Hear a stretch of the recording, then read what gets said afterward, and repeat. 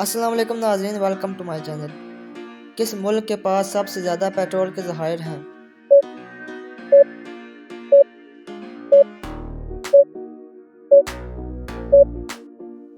जवाब है वेनेजुएला। जानवरों में सबसे ज़्यादा उम्र किस जानवर की होती है?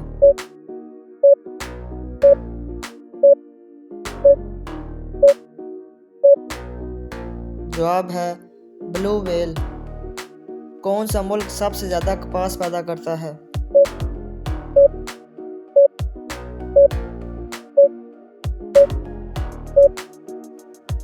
जवाब है इंडिया।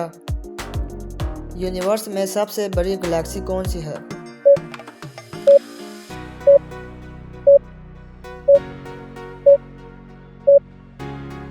जवाब है स्पाइरल गैलेक्सी।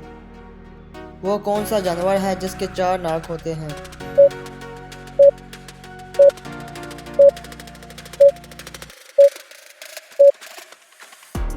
जवाब है स्लग्स। ज़मीन की सतह से ऊपर जाते हुए दर्जा हरारत में क्या फ़र्क आता है?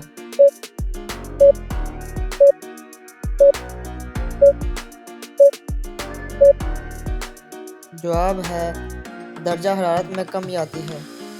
निज़ाम शमसी में किस सियारे के सबसे ज़्यादा चांद हैं?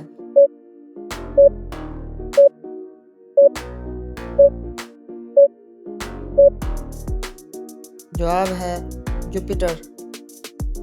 इंसान मलेरिया की बीमारी में शिकार क्यों होता है?